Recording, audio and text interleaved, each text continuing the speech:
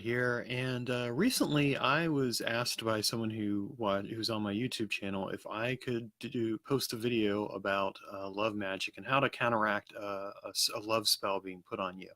Thought it was an interesting topic, and as I began to think about it, I decided to create a three-part series. So today's topic is actually going to be about what is love magic and kind of identifying what that looks like and how it shows up, and then the next time we're going to do a video on how to identify whether or not someone's put a love magic spell on you. And then the third time we're going to look at how you can counteract it if you actually have had a love magic spell put on you. So, I think the best way to kind of break this down is that there really are two different types of love/lust magic. And yes, I'm going to call it lust as well, because really when you think about it, lust plays an integral role in magic that involves love. There's the kind where basically you are directing it toward a specific person because you really want to you really want that person to fall in love with you, or you really just want to fuck them. And then there's the kind where you're doing love magic for the purposes of bringing someone in your life, but you're not targeting a specific person. Rather, you're simply just putting a call out to the universe. And I suppose there's a third kind too, which is self-love. You're putting love magic toward yourself. I don't know if I think of that as love magic. It's more along the lines of simply, doing internal work and becoming a better person. And I don't really think of it as a love spell per se. So I would definitely say that there are, these two different types. And the former, the one where you cast a spell toward, with the designs of getting a specific person, is the type that I would consider to be unethical, because, I mean, what you're really doing is you're essentially trying to impose your will upon that other person, trying to cause them to feel something for you as a way of getting something from them. And, when you really consider it, it's pretty rapey, quite honestly. It's not a good thing to do to somebody else. And I say this, and I say this because, of course, I've actually had experiences like this happen twice in my life, where I've had somebody who essentially either tried to or did some form of work along those lines. I'll be talking about that more in the second video, but I can tell you that when you have someone try and control you in that way, it is not a good feeling in the end, because that love is not real. That's just the brutal truth of it. What you feel is not real. It's not something that's truly genuinely based on a real feeling. Instead, it's something that's imposed upon you. And some people might say, well, you can't cast magic on someone against their will. Well, you know what? I disagree with that. I think it is entirely possible to do that. And I think that it's one of those cases where if a person is susceptible or doesn't know what they're looking for, or just is, or, depending on how it's set up, it can be very invasive in a way. So I don't think that it's entirely a case of no, you can't do that. I mean, the fact of the matter is, yes, people have worked magic for millennia upon millennia, sometimes for the purposes of doing magic against somebody else, or, to compel them to do something or whatever else. And the fact that it's still alive and kicking tells me that no, such magic is definitely a part of reality. And it's worth recognizing and being aware of.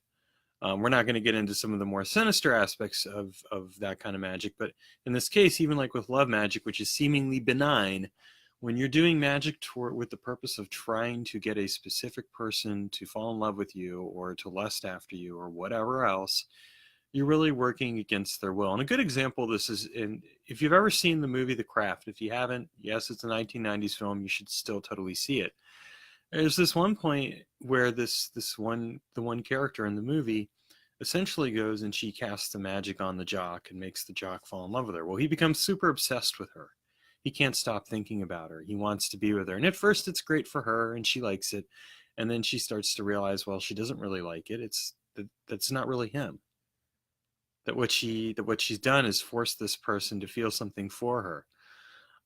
It doesn't always get as dramatic as that. when it comes to love magic, when you're putting it on somebody else.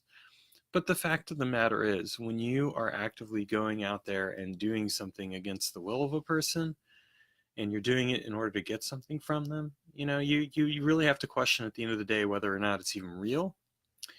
And of course, the person that it's done to, if they ever do come to realize what you've done, will feel horribly violated, will never forgive you, more than likely, and will question everything that they felt.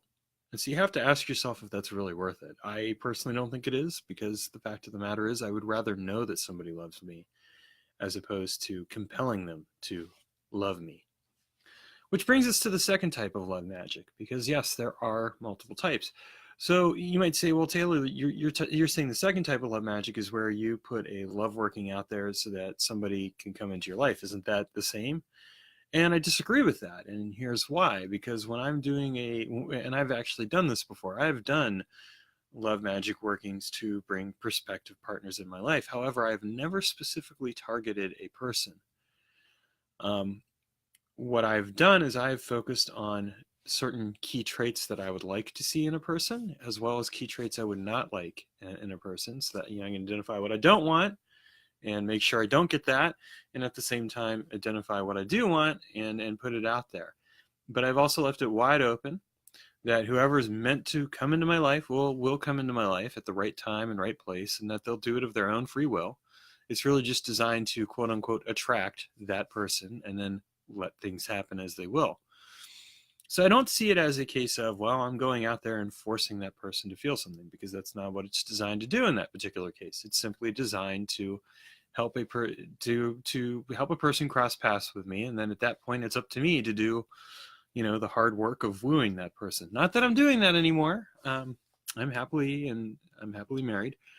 But the fact of the matter is that I have done that a couple of times in my life, and I found that it did draw people to me. But at that point, I still had to do the necessary work, and it wasn't like I was compelling them to fall in love with me. It was just simply, I am putting this out there that if there's somebody that would be an ideal partner, that we cross paths, and then, well, we see where things go. Cutting down on some of the hard work. You still have to do most of the hard work and the heavy lifting. A relationship is in brutal honesty a lot of hard work. I mean, you have to be willing to put the effort and investment in. But in this case, simply putting some magical work out there in order to find a prospective partner, and then at that point it's up to that person to go and each person to make the best of it.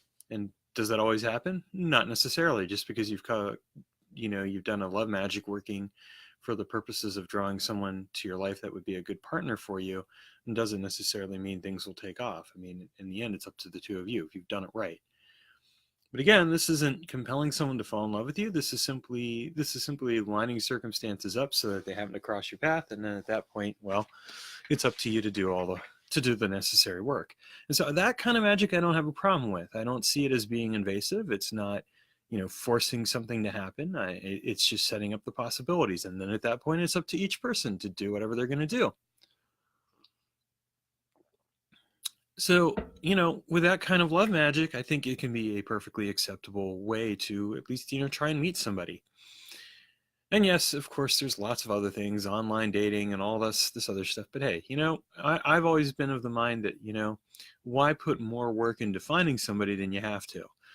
Do what you need to do to, be specific about what you want or what you don't want. And then, put that out there and let the universe kind of work with you or work for you to bring somebody into your life. And then at that point, it's up to you to, like I said, do the necessary work, be yourself and have some fun and hopefully strike up a romantic spark. And if nothing else, hopefully come away with a good friendship. That's always a good thing in my book. And hopefully it is in your book as well. Point being, though, that latter approach is I think as long as you're very clear about the ethical aspects and you're not going and trying to force somebody to feel something for you, it's fine. And again, going back to the previous one, if you're trying to force something to happen, well, that's a problem, and that's something that you really have to question yourself about and ask yourself: is this who I really want to be? in the end, only you can answer that question, but I wanted to share that with you. Next time, I'm going to talk about how you can identify whether or not somebody has actually put a love magic working on you, and for the purposes of making you fall in love with them. And then, of course, the video after that, we're going to talk about what you can do or how you can get help in order to counteract it. All right, so thanks for watching, and I hope you guys have a wonderful day.